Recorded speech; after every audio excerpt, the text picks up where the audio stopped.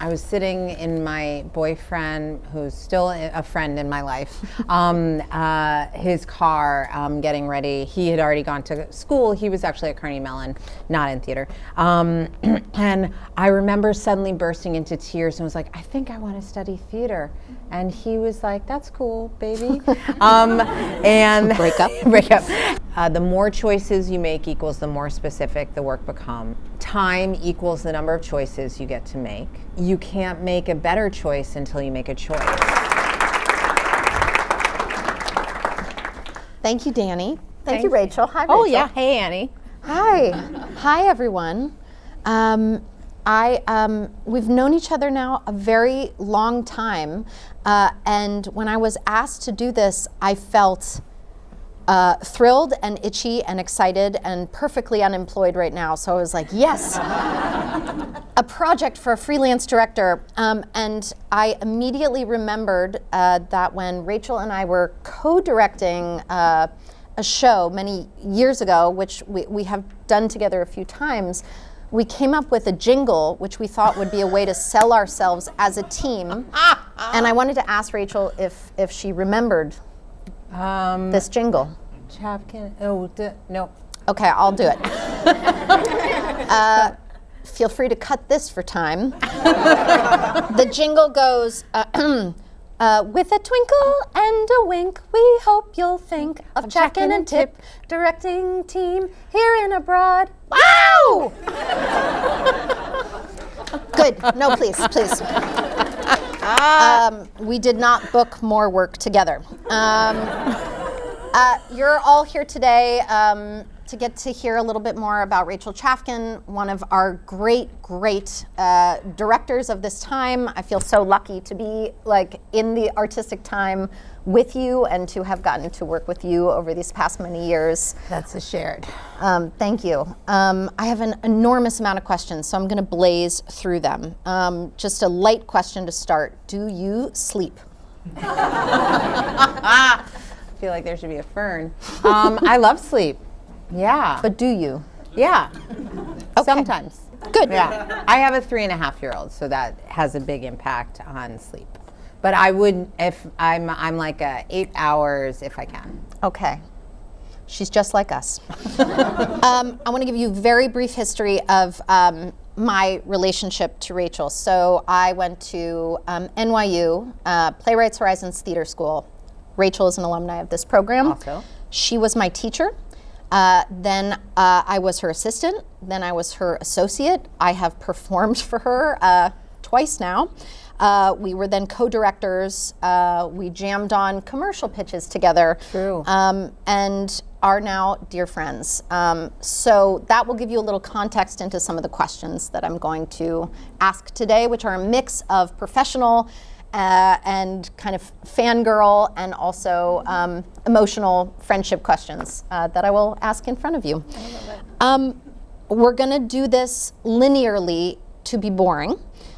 I want to start with you growing up. You grew up in the DC area, yeah. And my understanding is that growing up you were not intensively involved in theater at all, and in fact were quite a fierce athlete, and maybe only found your way to theater through a costume shop internship? Sort of. So I did play soccer and I ran long distance from quite young. And my dad is in the room and he was our soccer coach. Woo. And it was fucking many years later that I was like, oh, I started a theater company called The Team. I wonder if that had anything to do with the fact that my entire life was being on teams. But when I was 11, I did grow up seeing a ton of theater with my dad. Okay. And like everything that was happening in the DC area. So stuff at the Kennedy Center, but also like the Harlequin Dinner Theater, may it rest in peace. And seeing Dreamgirls over pot roast. So I grew up with that, and I grew up with lots of stories of the theater from my family, in particular from my dad's side of the family, which they just love. Like my grandfather used to do Clifford Odets in like the courtyard of the Amalgamated Clothing Workers Union. So like it was just it was a big part of the house. in that way. And then when I was 11, I went to this sleepaway camp, Stage Door Manor. That's right.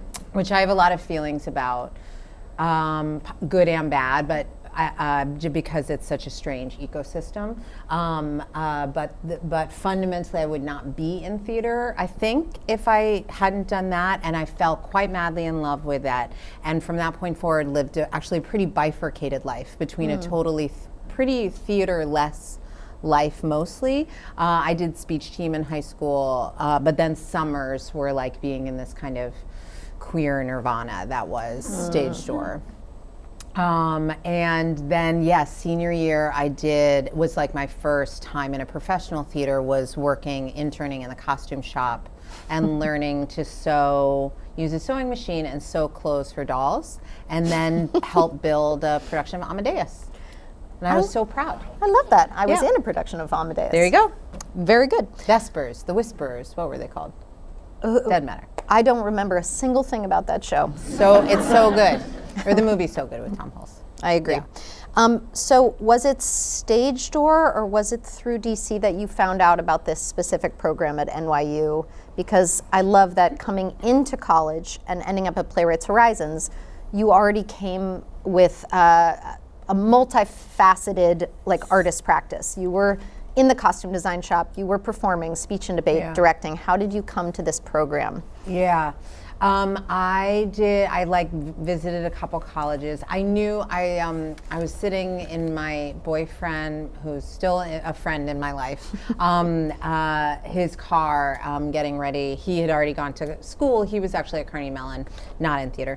And I remember suddenly bursting into tears and was like, I think I want to study theater. And he was like, that's cool, baby. And break up. And then went to a few different places, and knew that I wanted directing to be a part of my life. I had done, in my senior year or junior year, I directed one act, which was Christopher Durang's The Actor's Nightmare, and I did not get a single joke that was in the script. But by that point, I knew that I really enjoyed it, and so I went to the NYU, This Is Us. I can't remember, or I love that. Whatever it's called. This Is Us, baby. And they talked about Playwrights Horizons Theater School for 5 minutes, and I was like, well, that's where I'm going. Yeah. And I did early decision and never looked back. Me too. And wanted to exactly direct the and same wanted to do all of it. And once you got there, you ended up in a program called COW, which maybe I'll let you describe. It was not even a program at that point. Oh, really? It was just, so COW, sorry, you were going to say more. Well, I know, I'm interested in hearing you talk about your Howl adaptation. Yeah. Because I think for those in the room who are interested in making and developing new work, so much of Rachel's work with her company or otherwise has to do with generating, developing, and collaborating on new material. And I would love for you to share the seeds of that, and talk about Howl. And also, you have described yourself in college, and I quote, as ornery. And I'm curious. I know what, Yeah, so I'd like to hear how that kind of played into your choice with Howl. I have a feeling it all ties together quite nicely. Okay, great.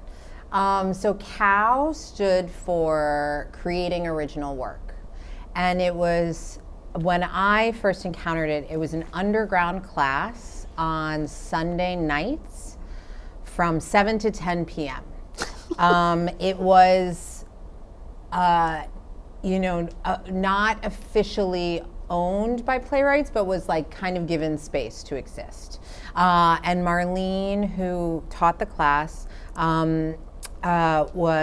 is an experimental dancer and choreographer from the Judson Church movement. I mean, she came up, she was a kid at that time, but came up under many, many greats. And Marlene would basically be there, and you could show up.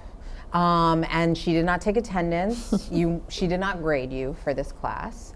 And the only assignment for the entire semester was to be interesting alone on stage for 10 minutes. And She did not engage with you in a series of exercises about what is interesting and how do we think about that. She did not engage with you in a series of exercises about how to fucking start generating material.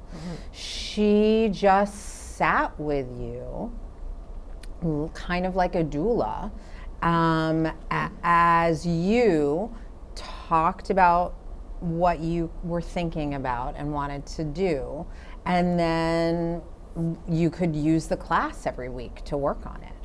And you could take the class as many times as you wanted, because there was like no learning what the class, right? Like there was only, you were actually only encountering yourself. And so what I began to understand fairly rapidly, one was all that Marlene was interested in was whether you could construct a process for yourself.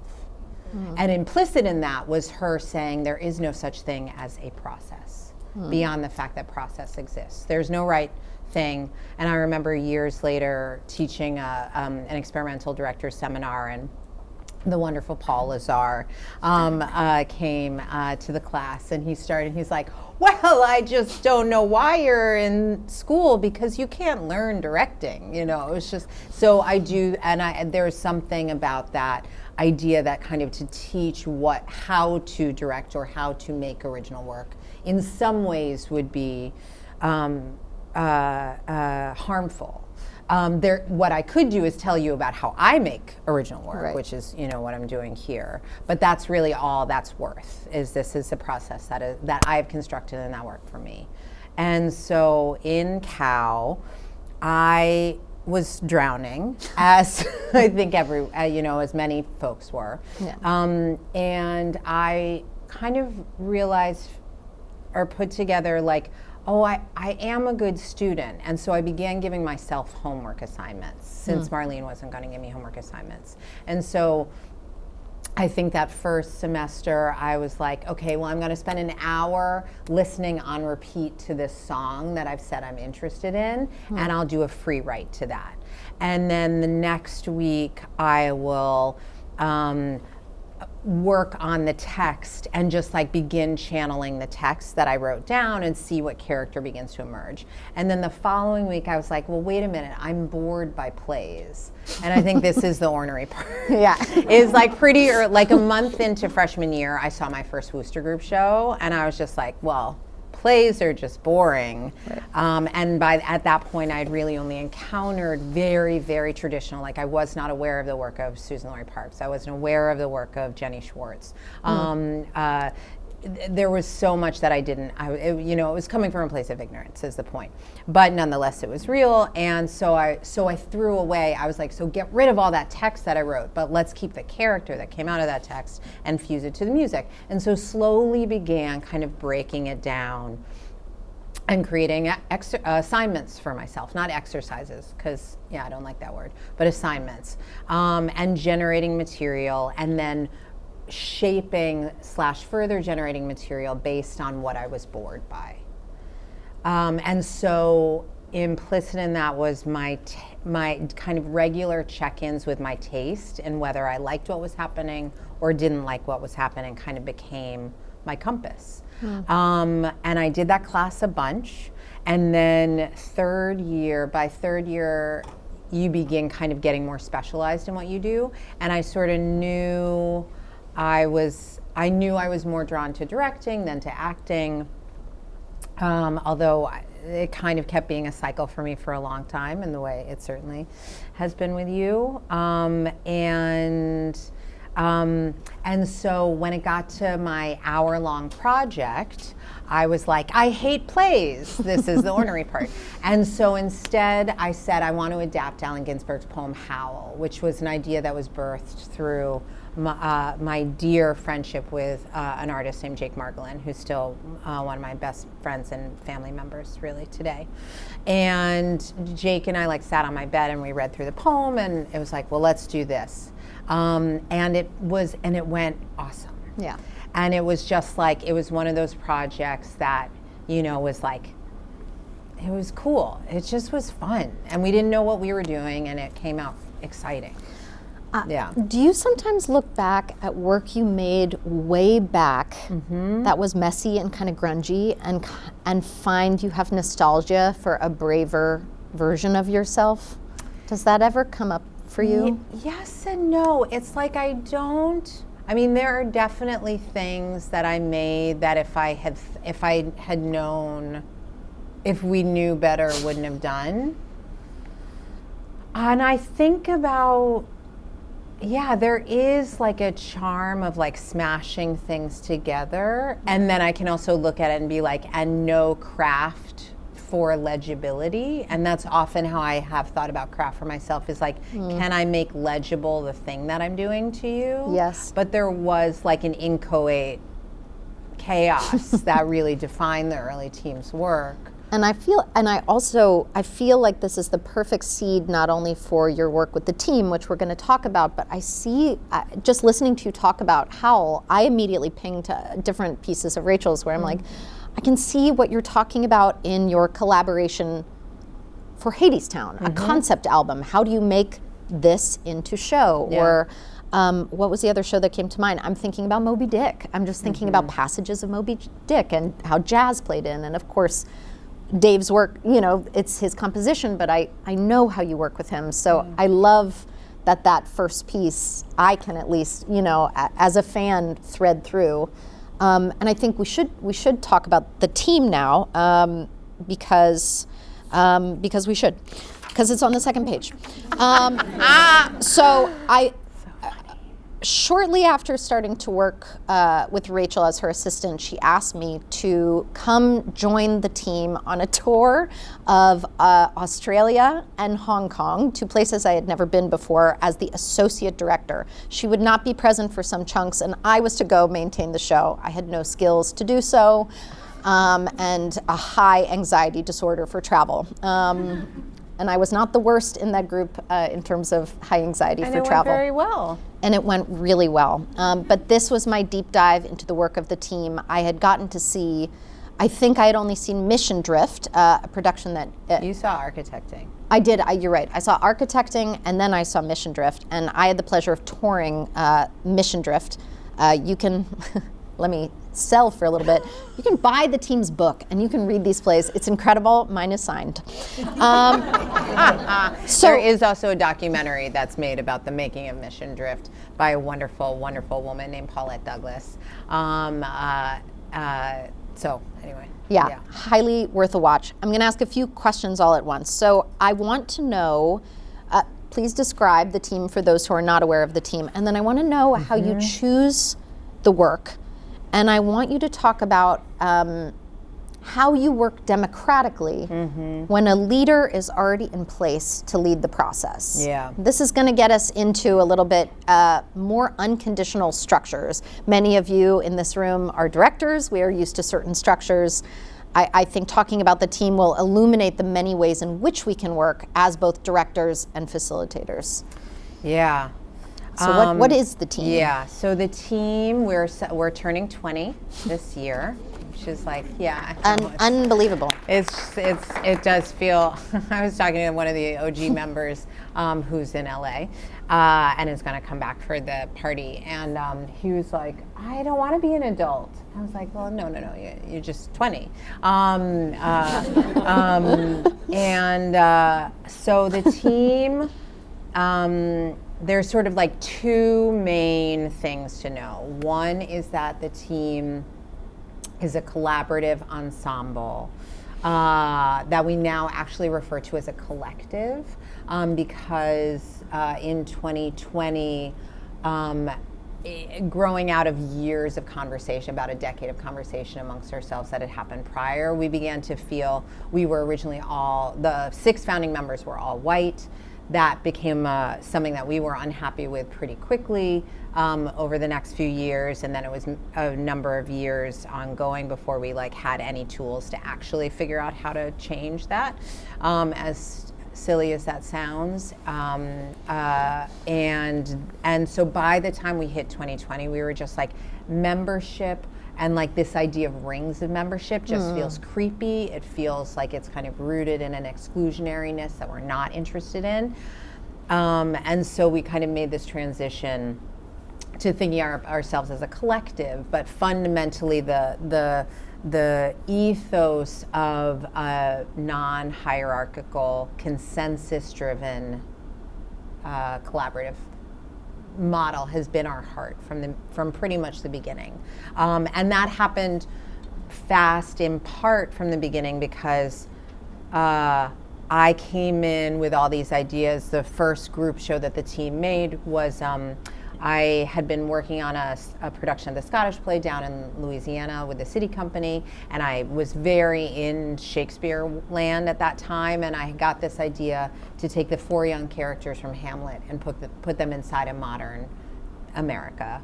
And this was 2004, so it was the Bush years, and there was that incredible Ron, I think it's the Dick Cheney quote of being history's actors and everyone else will just watch what we do. That was like the neocon thing. And so there was something about Hamlet waking up in his dormitory, listening to punk music and being told that your dad is dead and you have to come home. That was kind of where the show began.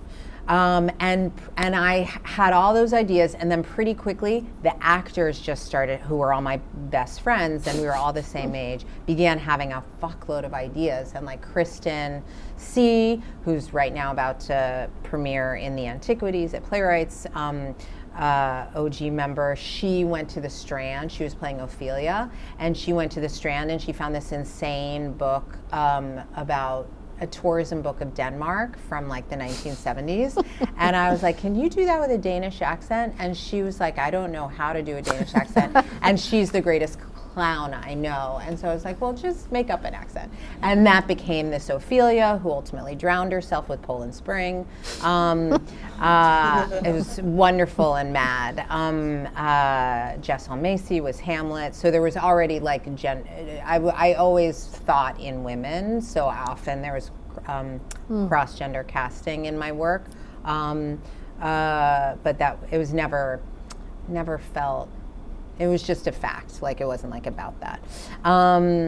So this is a horrible answer to this question. The team is a collaborative ensemble that makes through the same process that I had generated with Cow, which was we give each other homework assignments and prompts and make a fuckload of material in response to those prompts. It started with me designing all the prompts, and at a certain point, everyone began giving each other assignments.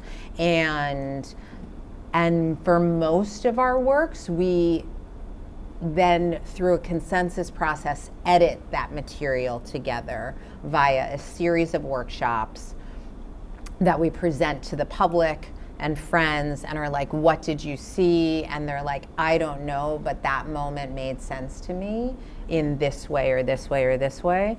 And then we chase that, and then we do another workshop, and then we do another workshop, and sometimes it takes us, I think the shortest it ever took us was like a year and a half to make a work, and the longest have taken 6 years, 8 years. So that's the team. And what was the other part of that question? What's the team, and how do we?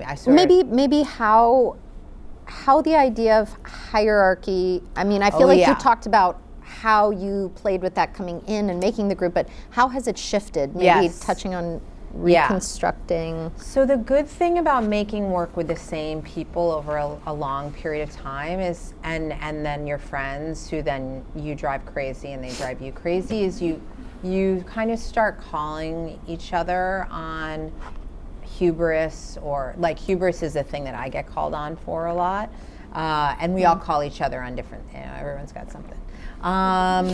And that's the root, actually, in some ways, of the democracy, is no one can get, no one goes too far, but also the main thing I compare us to, actually, is like a Ouija board.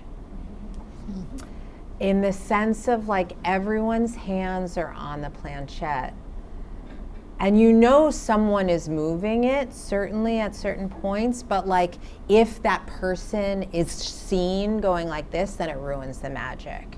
And so actually there's like this constant tuning into like, because a lot of what we do is make material and bring it into the room. And we only need to decide whether it's good or whether it's useful or not when it gets to making, okay, we have a workshop that we have to do. What of the 500 pages of material we've made this week is going to be in that workshop?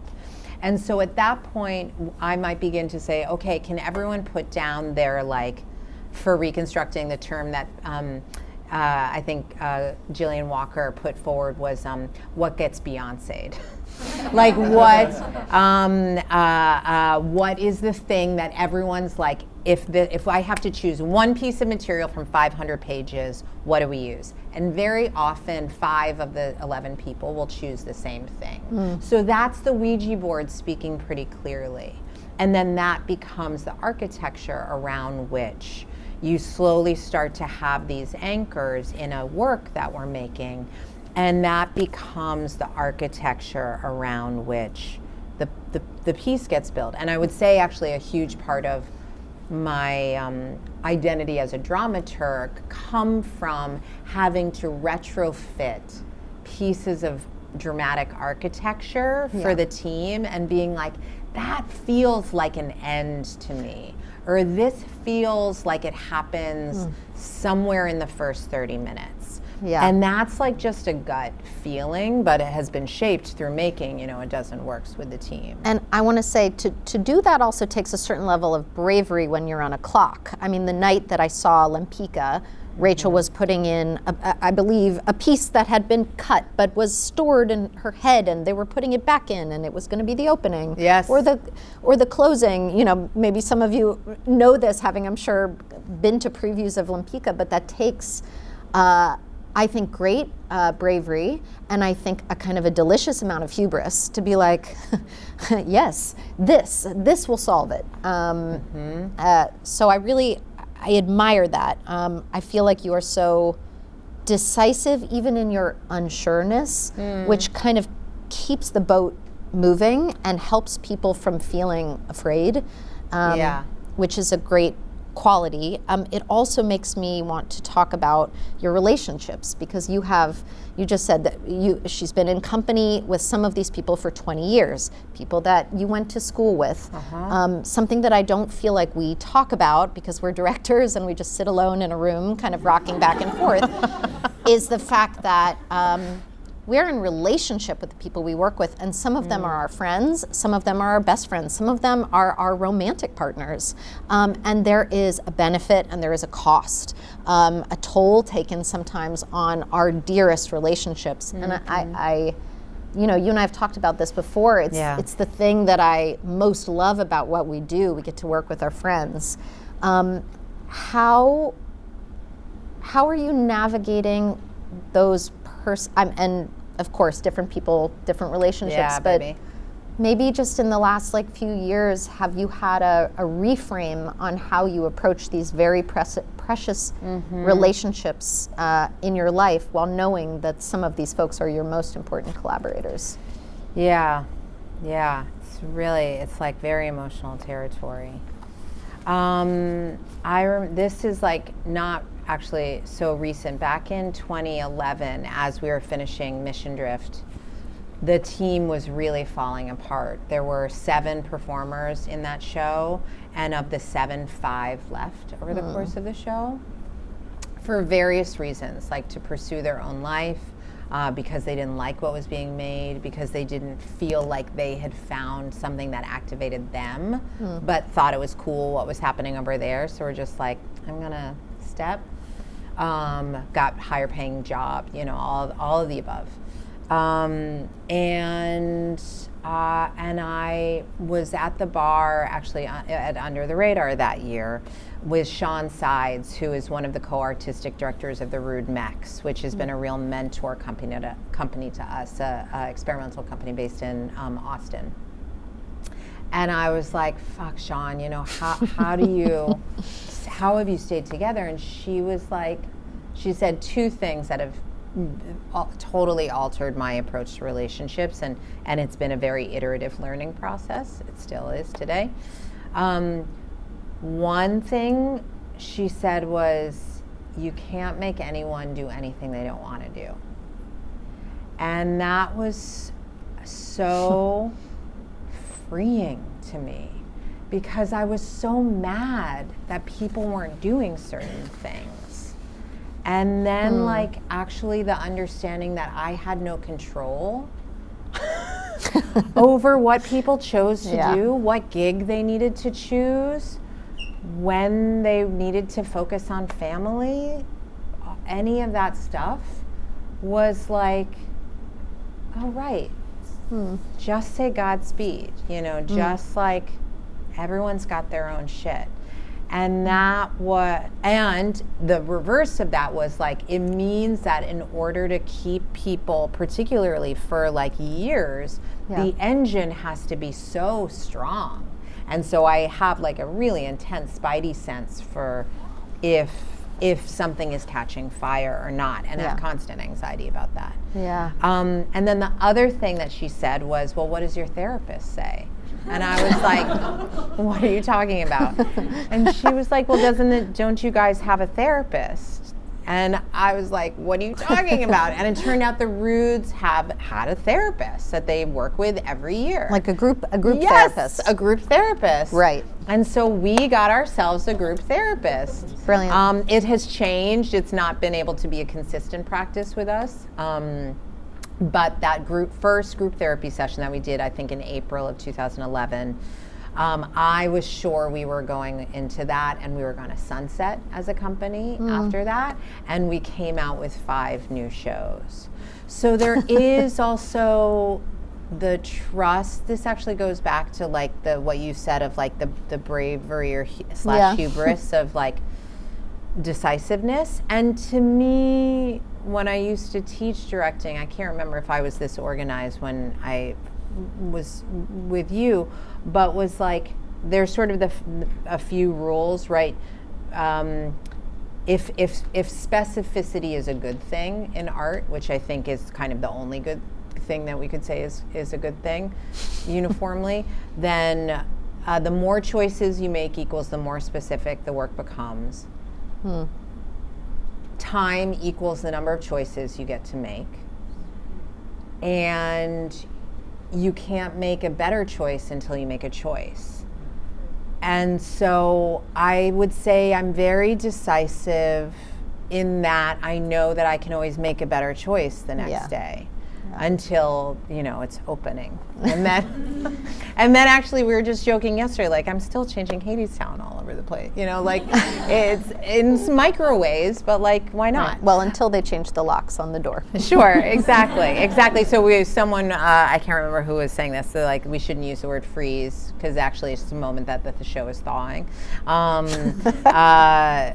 Yeah, so I just trust time. Yeah. And that really relates to relationships, is like, I grieve a lot, but I also don't hold in the way that I used to. Yes. But I grieve a lot. Yeah. I want to talk about, this feels like a good point to transition into your freelance work. Sure. Because I feel like maybe my timeline's off, but near the same moment that you were going through that moment of questioning with the team, you really started to transition into your freelance 100% work. And just to zoom out, as we are many of us directors here, I feel like something that just plagues us, especially if you're applying to things, applying to college, all these programs, you know, blah, blah, blah, is the ability to describe your work and what you do and be specific about it.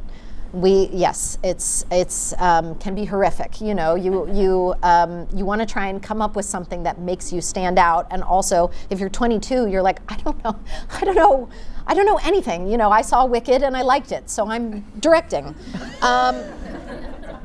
So when I think about Rachel's work, it is unbelievably wide. I mean, if you look at the body of her work, it's kind of insane. She is directing downtown. She is directing uptown musicals. She is directing a Marvel podcast. Like, put that in an app, that those are all the things that you want to do. But something that from my fan perspective that I think runs through all of Rachel's work is the athleticism. Like, it doesn't surprise me that you were a soccer player. Yeah. I too was a young athlete of many sports, and I'm also drawn to the athleticism of performers on stage, the athleticism of design. So Rachel has talked a lot about Hadestown and Comet. I'm a major fan of both, but I actually want to speak about some different works of yours in the freelance canon, because these two pieces, I think, speak to your physicality as a director. So I want to talk about Marco Ramirez's The Royale, and I want to talk about Larissa Fast Horse's Thanksgiving play, which maybe some of you caught on Broadway last year. 2023. 2023. Yeah. Where did that last year go? Oh. These two works to me were like busting at the seams thematically, physically. So I'd like to hear about how you got onto those two projects.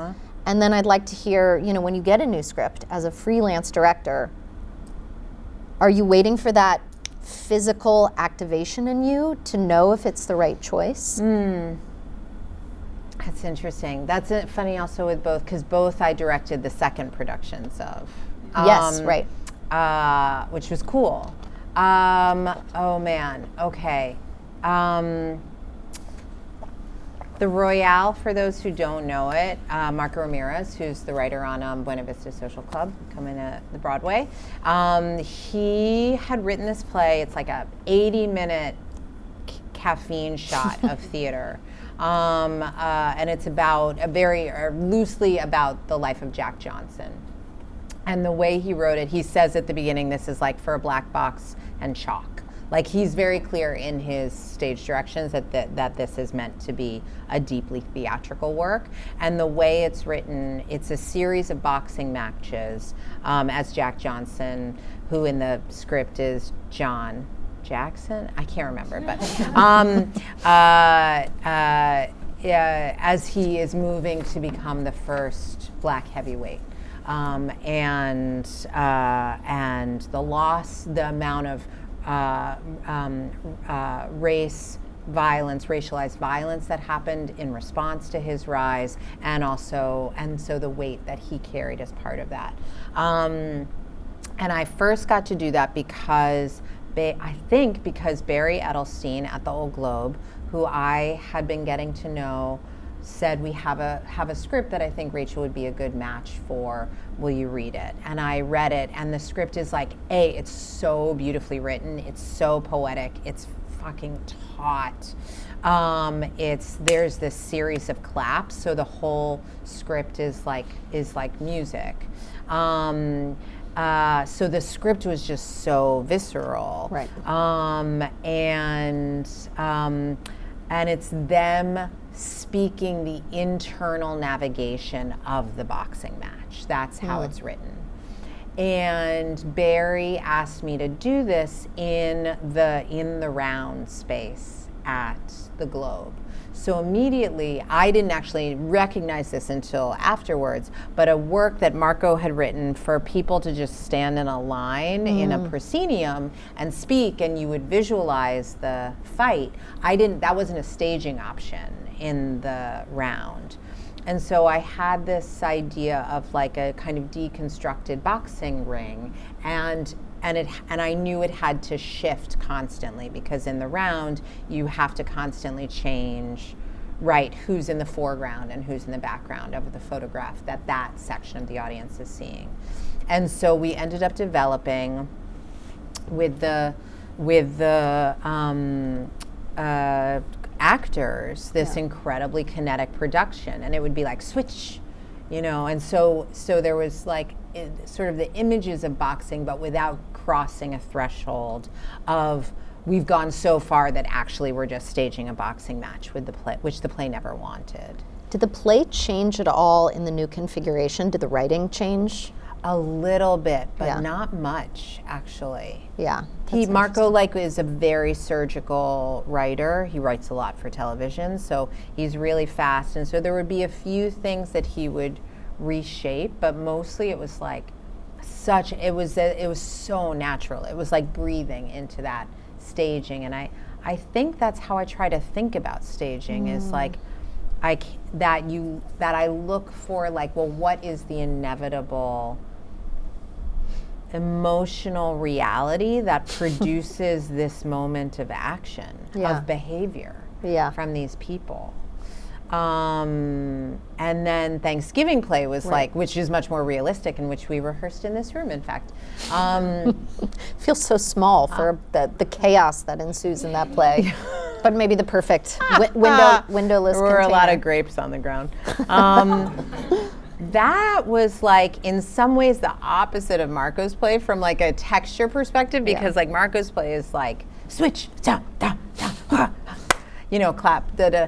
Whereas Larissa's play was like letting 4 cats loose onto the stage. And like, and she and I mean, we were just like, were and remain so blown away by our cast for that show. And they really were. And it was funny, I went to that show from having just done a show downtown with a very young company with like 19 to 25-year-olds who were so beautiful, but like a very specific kind of need in that room. And I came into the Thanksgiving play and it was like 4 black belts, just completely. And so again, then it was like, just for that play to happen, like it's such what Larissa's talking about in that play, the violence of the white settler colonial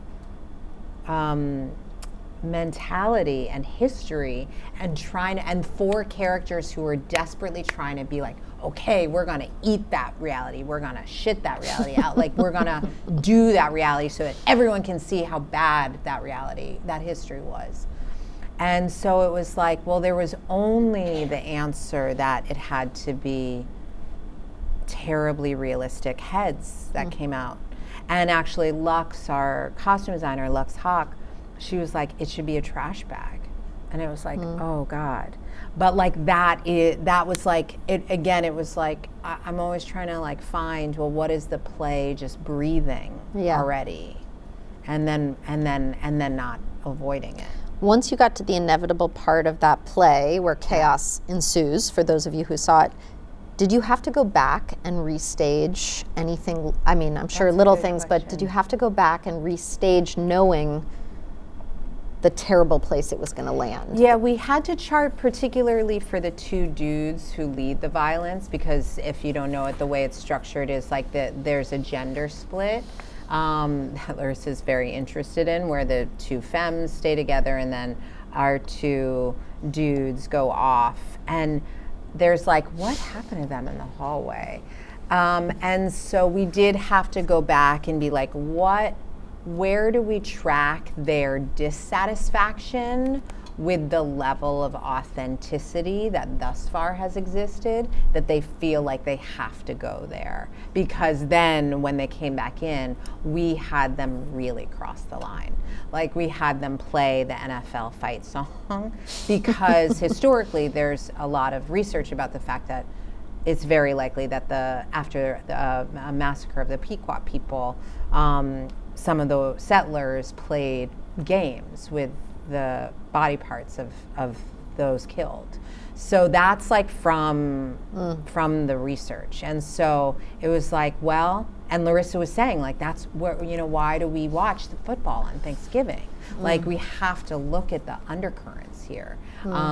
So I and sometimes I would turn to Larissa and be like, is it too far? And she was just like, so isn't it all too far? Yeah, exactly. So anyway, that's that. I digress. But like, there was retrofitting to make sure that the logic held. Yeah. But it wasn't like mass restaging necessarily, because I knew we were going to blood. Like that was a part of Ricardo's design from the very beginning, was ultimately that there would be this white vacuum and blood everywhere. Yeah. What was I just going to ask you? Blood. Oh, yes. Yes, blood. This is something that I observed of your process assisting you for many years, is that you're always looking for resonances, and you're always like with a shovel looking for where can they pop up, where can the theme hit more deeply, how can how can a costume invoke the original theme? And I really see that in this Thanksgiving Play story, just about the football theme. Like that's a bit of staging, but also everything is tying back. Everything is tying. I think about Coppola, who would tie, the filmmaker would tie everything back to a one-word theme, and you know, from the jacket that an actor is wearing to the way it is staged, it's all going back to family, or it's all going back to transparency. And my observation of your work is that, you know, it's incredibly complex and detailed and not one note, and yet these little things that you find and lift, whether it's an actor, the way they lift a line, or an actor's costume, that's all helping us to, as you said, like to see better, to see what you're trying to communicate to us. Yeah, the way I always do it is like, what's the most painful choice? Like, what's the most emotional version of this? And I think, and sometimes I guess that's painful, and sometimes I guess it's what's the funniest choice. Right. Or the most joyful Same choice. thing. Yeah, but it's the same thing. It's the same thing. So it's always, that's how I don't know if I mean, certainly when I start, I do most of my work with, I would say, with the design team, actually. I love actors, but like typically now this is totally not true on team stuff, but on freelance stuff, by the time I encounter the actors, I have probably, with the designers, staged the play about 3 times in full in the model box.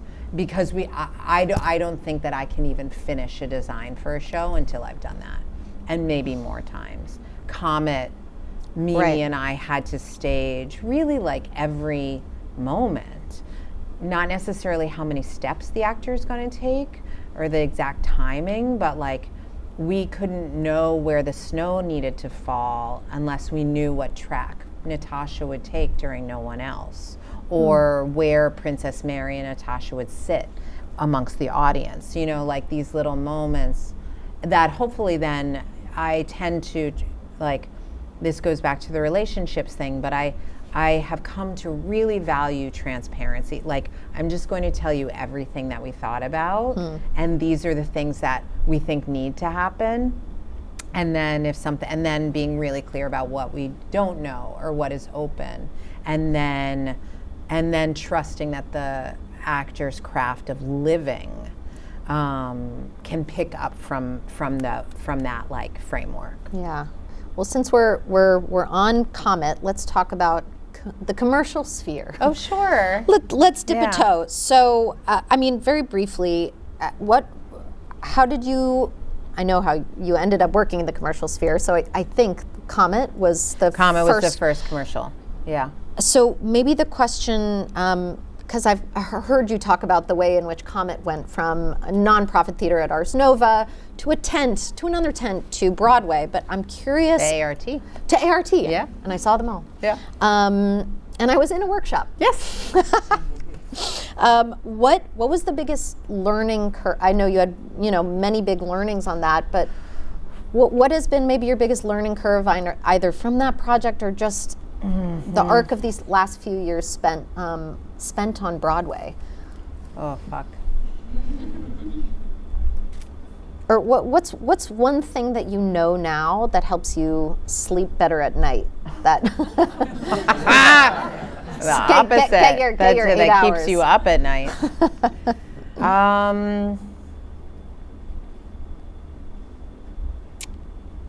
Man, I didn't know. I'm thinking about conversations that you and I had recently. Yeah. I didn't know at the beginning what the relationship, what the different permutations of a working relationship can be between a director and producers. Yeah. And I would say for my initial outing, I felt purely like a victim.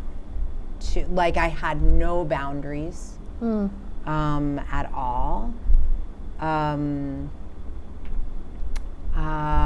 it's unclear to me, even if I had boundaries in that particular case, but like there were none, and so I didn't know fundamentally, if I just like talk about my role in things, I didn't know how to be an active partner in thinking about, because the goal, right, fundamentally in the commercial theater, there is a very specific goal, which is that it is profitable.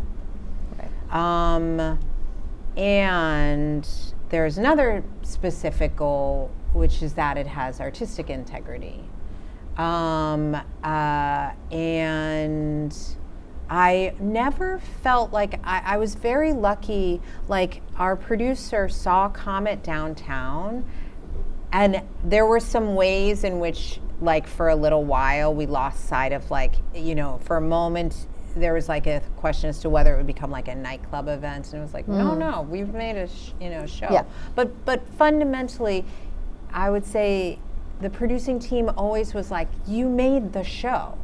It's perfect. Now there are ways it can get better, revisions, etc. It can get larger, it can be more lush, but fundamentally, like, I've been lucky mostly to work with producers who, like, actually really respect the artistic part and are working with me because of it. And I either don't say yes or don't get offered stuff where artistic aspirations are not a part of the thing. But then in terms of just like making something that can run, particularly with a musical, a play is different. Like a play has sort of different mandates, I think. And I haven't done that many plays. You know, Thanksgiving's the only play I've done on Broadway, so I will continue hopefully to learn about that. But I think and through Hadestown, I've learned a lot about like what a general manager's domain is, not to get personally involved in certain aspects, where I do want to get personally involved, and that's going to be a point of tension, but at least I can be aware of it. You know, there's sort of lots of things about that beautiful dance, because it really is a core partnership. And also I still now know that I do work for those producers. Right. And that's that, just understanding sort of what the cosmology of that relationship is, has been a slow and continued growing thing. And I've learned a lot from Hadestown as much as from Comet. Do you feel like you've been able to bring in any company ethos from your work with the team, or even your work in nonprofit spheres, and weave those into your commercial processes? And are you upfront with producers at the beginning to say that this is the way in which I want this room to be? So I am now. Like, I had a beautiful conversation with Greg and Jenny, the lead producers of Lempicka, and happily they were very values aligned, that I wanted to make sure there would be profit participation if we'd ever got to the place of profit participation in terms of the cast. And the show did not get there, but that was like, they were like, yes. And I learned from Hadestown that I needed to bring up that conversation early. So there's a lot of, I would say there's a lot of like values that I try to hold, or equally I try to be upfront. Like, I'll say to actors for Hadestown, because Hadestown really, really loves and welcomes, like, one of the great joys about the show living as long as it has and going through many different casts is we get to watch a total reincarnation of the roles each time. And they can welcome whatever cultural specificities that new artist might want to bring in. I'm thinking about John Briones, who ended up bringing and actually speaking a line of Tagalog in the show. in collaboration actually with Keenan Tyler Oliphant, our resident director on that show, who helped really, I always am around a little bit, but Keenan largely steers those processes now.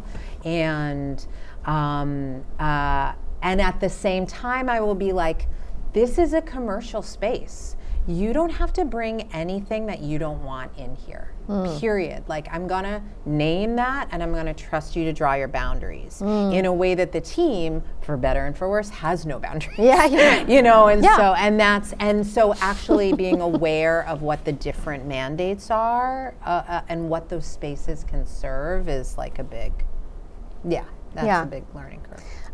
I think I'm moving towards time, if that's right. So, okay.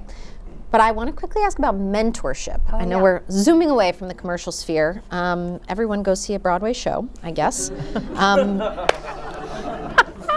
So, Rachel, Rachel is my mentor. Rachel has mentored me through my directing career, and I feel very lucky about that. And I do too. I think it's worth pointing out, again, going back to Rachel's sports youth, that when she was a soccer player, she would, by her coaches, be put on the opposite teammate who was the roughest, because she had no problem physically taking down other women. I'm obsessed with this about you. I believe you have the center of gravity to do that. And I also, because I had no actual skills in handling the ball. But as a director, I can't, and I've been lucky to work with many supportive directors, but I can't think of another director who has been so invested and supportive in the lives of other directors. I count myself lucky, but I could name on my hand and then move into this hand how many directors have worked with and for you, have moved on to very successful careers. Something that a few folks in this room have asked me, which I'm asking you, is like, what do you look for when you're bringing on an assistant? Because this is, it's very difficult to get these assisting jobs. It does feel like folks are operating in a place of scarcity. There are so many people who want to do this. But A, that is the question, what do you look for when you're bringing someone onto your team? And B, what do you get out of mentorship? Because I think you enjoy it. I do enjoy it. I really enjoy it. Even apart from mentorship, I love other directors. I like choreographers too, don't get me wrong. But it's why I loved serving on the board at SDC. I just really, because we never get to see each other, so it's just so fun. Two parts to that. I now know, which I did not know in terms of learning curves, that an assistant and associate are so different. And I have learned that the hard way, mostly because I now know what I need an associate to be fucking ready for. Because I'm not available on Tuesday and we have to cast this role. And Merle Dandridge is dealing with something as she's prepping, and she's getting ready to go into Hadestown. So I just left her. She's doing great. And so like when this is now on the new associate contract with the Broadway League, but like one of the first definitions is like an associate is a proxy for the director, right? An assistant. So, for example, like with you actually, and thinking about Keenan, Keenan was the second assistant on Moby Dick, and I would just, at a certain point, like just talk offhand with him about, or he would actually bring up his reading of certain scenes and like why something was a cool choice or why something was a tricky choice, and I fundamentally loved his taste, and I love your taste. And sometimes it's similar to mine, and sometimes it's quite different.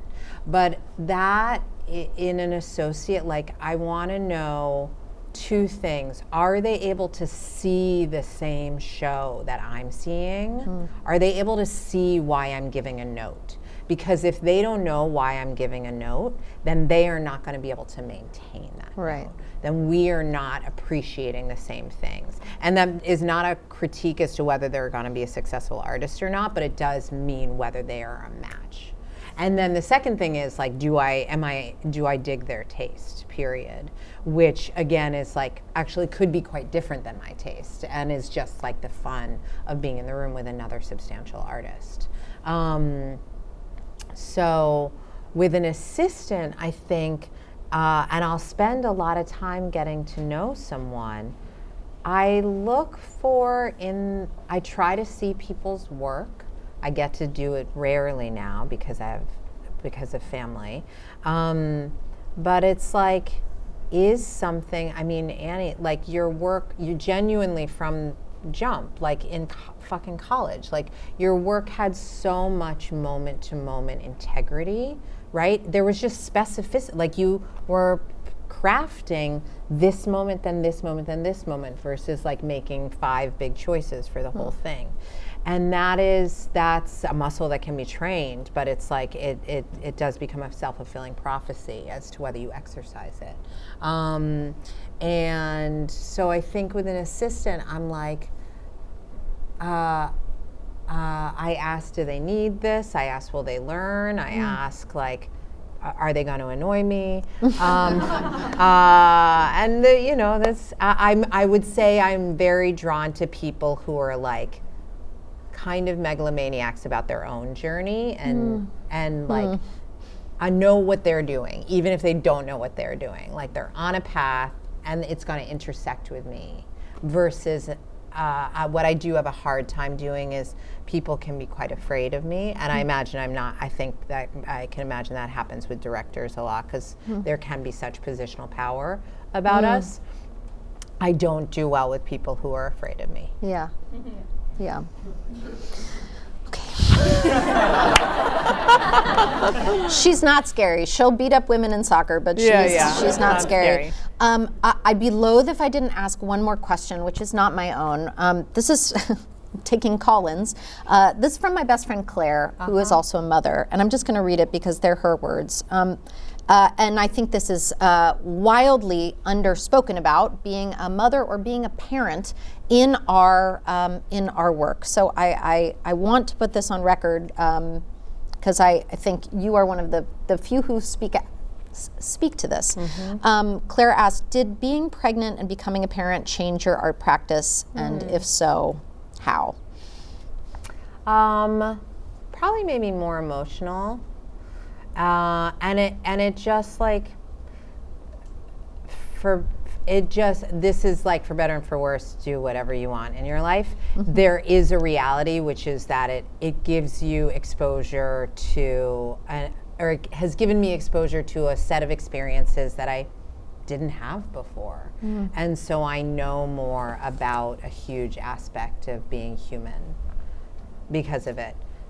Someone who has had an enormous loss in their life has a different exposure. Someone who, carries a gene that they just live with and has a different. So they're all, right, like everyone is going to have these exposures. And for me, more than anything, I'm going to work on a piece next fall that's about that. One would very rarely characterize this piece. I can't name it yet, but like as about parenting, but it's actually like I'm experiencing it as entirely as such, and that's good. Like that's a good in. I really hope it's a Marvel movie. I'll tell you on I the would side. see. Yeah, good. And one more on that. I've worked with performers, especially who are parents, and have struggled to find advocates to support them financially within the work. Obviously, there's cost attached to that. Can you speak to any advancement, or how to say this? Are there any advocacy organizations that you know of that are successfully supporting being a parent in the arts? There's PAL, the Parent Advocacy League. Right. There are definitely a few, and the team does caregiver stipends now anytime anyone's working with us. And that could be for children, that could also be for elderly. So these are things that can be pushed for.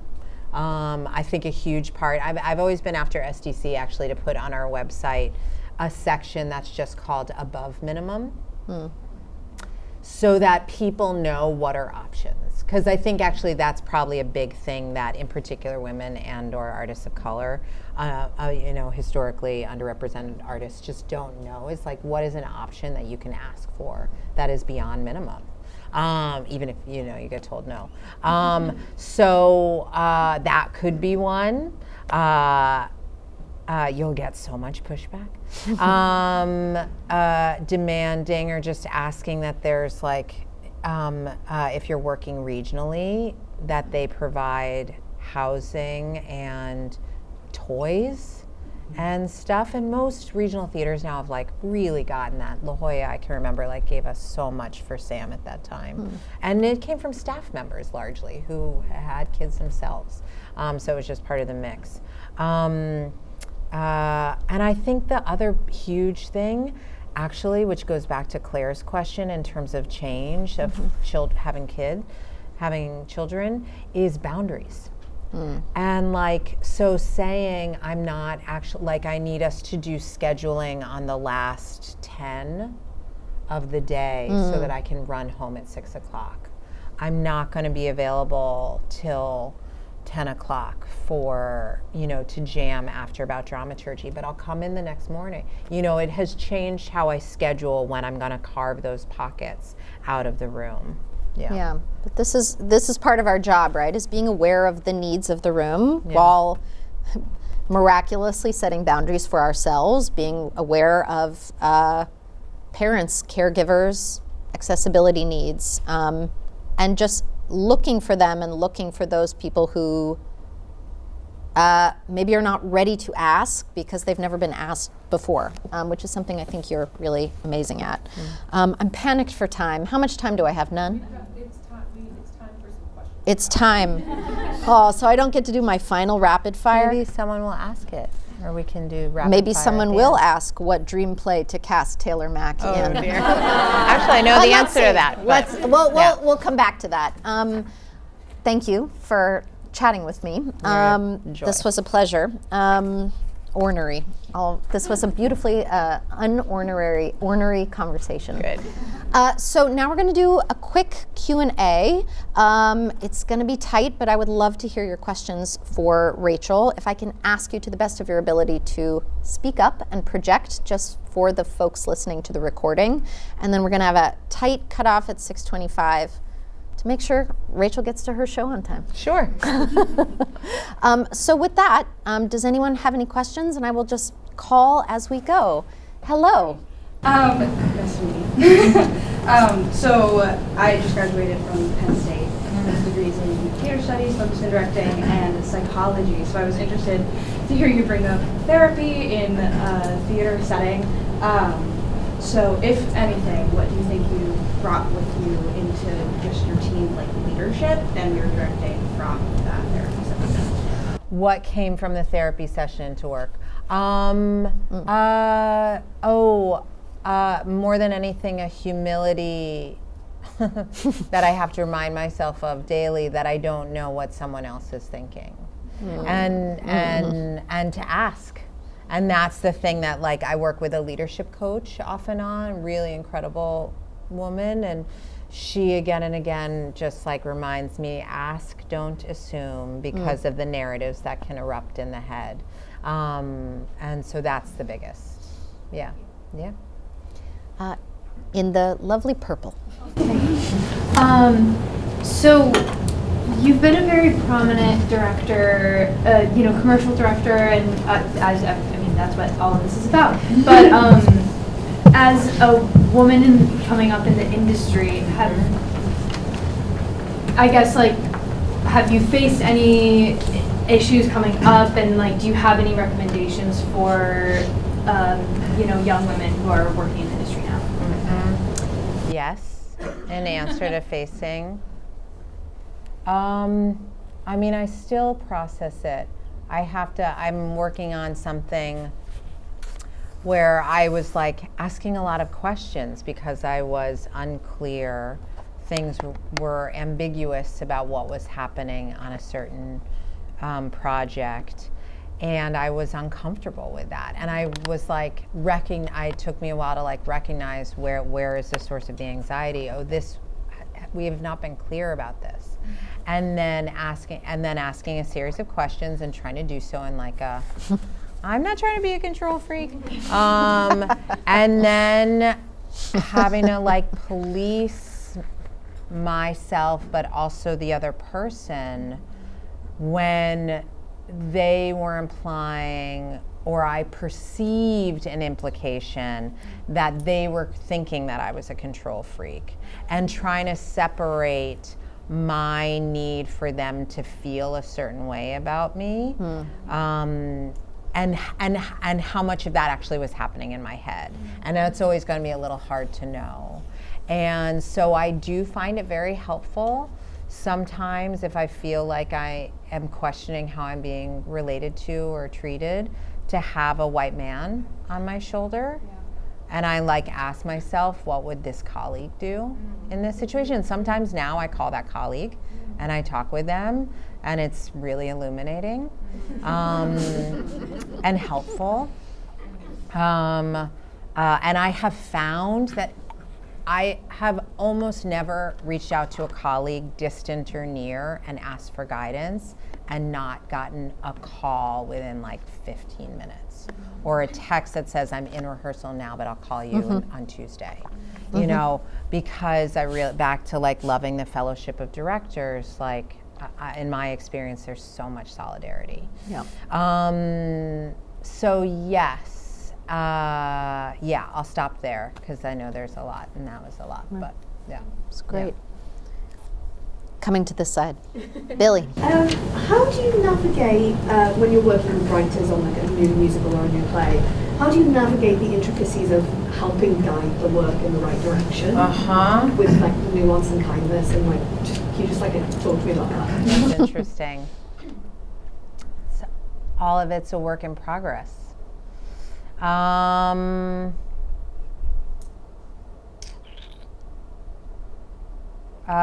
do I want to answer? It's hard.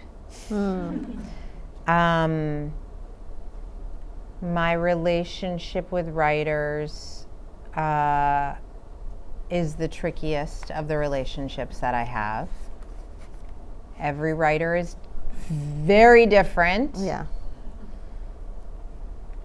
Learning to ask the writer, would you prefer to receive notes written so you can process them on your own? Which I find many male-flavored writers like. Do you want to? Are we going to sit and have like 6-hour sessions? Do you like a note that's a provocation or a question that's a provocation, or should I be like, in this paragraph, this is happening, and it's making me think X, and is that what you want? And so trying to be I do find it has been very helpful. The more now I can ground what I'm experiencing of a work and what is like not quite working, or what feels chunky, or what feels like, is the plane landing in the way that you want because I circle this stage direction and these 4 lines. And sometimes it helps make sometimes I learn that I'm reading those things wrong. Sometimes the writer learns, oh shit, that's not what I meant. So the more it can be grounded in the flesh of the work, I think if I am finding, the better. And sometimes we butt heads. Yeah. In the blazer. So, we sort of connect our history looking back at the stars and the choices that have been made, right? Yeah. It's a testament to this idea that I can make better choices if I make them right, what you said before. Yeah. And we really can look at different points in our careers as inflection points in different ways, right? Like you Almost Sundowns, your nonprofit, which is a major deal because 15 years later, it's still going and it has momentum, right? And so that had to be a big choice that other choices monopolized and capitalized on. And I'm super curious, what is a choice that maybe you don't consider now to have been a mistake in the past, but you can really look back and say, if I didn't make that choice, if I didn't make that mistake, if I didn't call on those people or didn't rely on those people, so you wouldn't have had the domino effect in some other parts of your life, and so you're thankful for it now? It's such a beautiful question.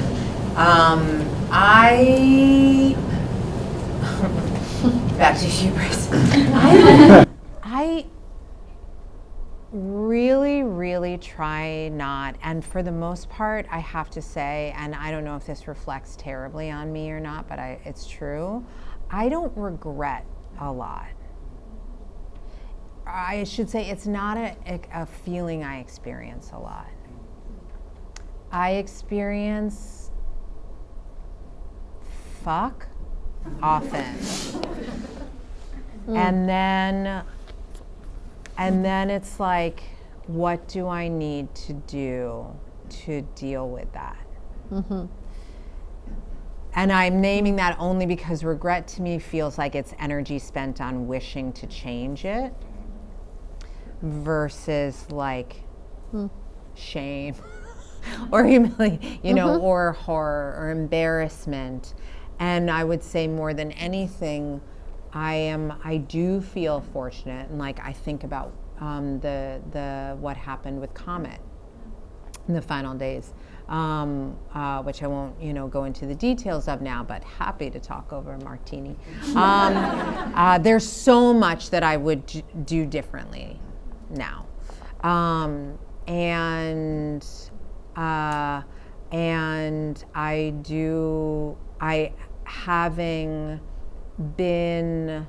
having felt such profound shame at multiple points in my life, and embarrassment, and someone giving me, and I read part of it, but there's a wonderful John Ronson book called So You've Been Publicly Shamed.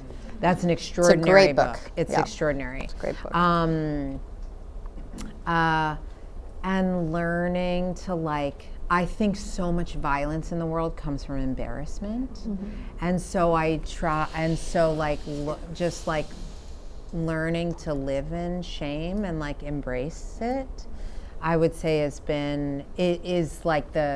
the kind of, not happy, but that is the positive thing. And so there's actually I feel, I guess, grateful for it in that I am alive, I am still alive. And so I'm still learning. And when I think about the great artists I know, it wasn't a smooth road. So I don't feel bad about it in that way, but I feel acutely aware of harm that I've done. Thankful to reflect. Yes, yeah. I think we have time for two more. I'm gonna go to you here. Yeah. So I think a lot of us in this room are early career. I know that you were both Drama League fellows early in your career.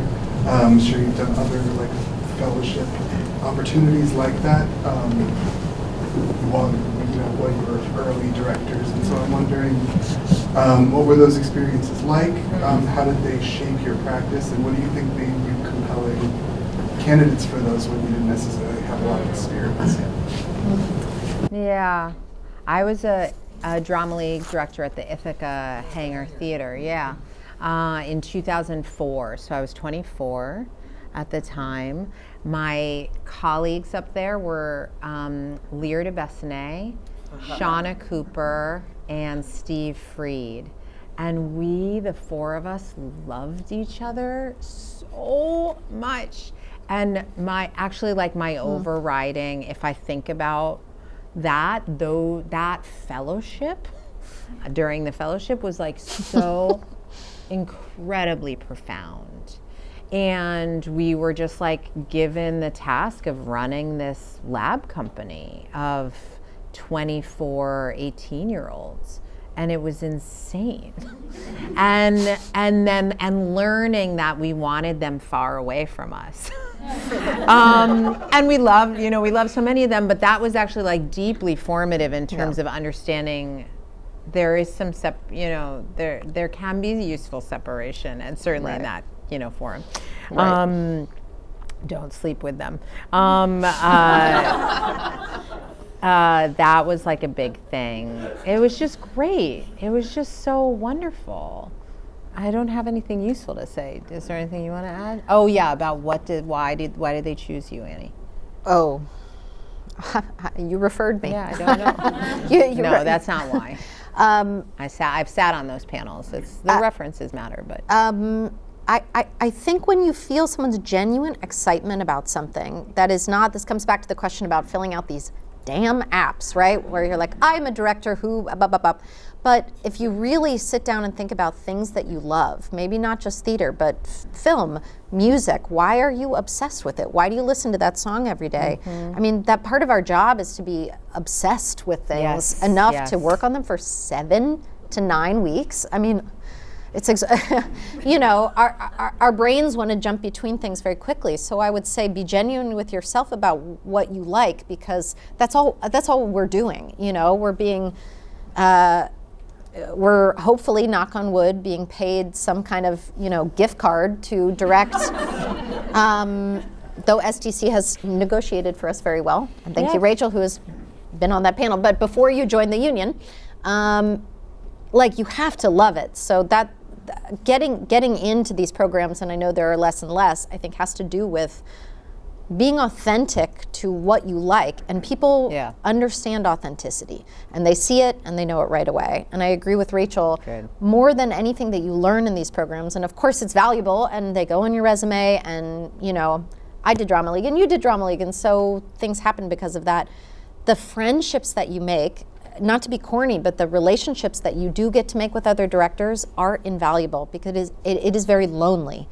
And to be able to reach out to a director and not be like, you are my competition, you are a demon in my life, and actually say, like, help me get this job. I need your help. I do think that's very valuable. I think we have time for one more brief question and swift answer. Yes. Hi. So I want to first applaud you for allowing the Videographer into your intimate process with Do you have any tips for navigating how to, you know, now as we're in this social media age of like letting the public in on the process, but also protecting yourself? Oh, wow. It's funny, I saw Rachel Syme, who wrote that piece yesterday. Let's see. I don't like social media. I don't have a website. I'm probably not so useful on this. I like sharing pictures of things sometimes. I don't know if I have anything useful to say about it. I will say, like, I don't know, it goes to, I think it's easy to be honest. And if you can't be honest about it, pass. And that's okay. I just don't want to talk about that right now. Or you pivot, which is like the classic thing. My one rapid fire question was, what is the production you would most, what was it? What production would you want to do with Taylor Mack next? Dream play to cast Taylor Mack in. The wonderful performer. I really want to do a play adaptation that exists of Auntie Mame with Taylor's Mame. Chef's kiss. Rachel, thank you. Thank you for all of these brilliant questions. Thank you all for being here. Thank you. And thank you to SDC for hosting us, and shout out for those watching to our SDC members and associates who are in Los Angeles. I want to shout out to them as they are navigating the fires. So thank you all so much, and have a great night. Thank you. Thank you. Thank you, Annie. Thank you. I have so many questions. Wonderful. Oh, you do.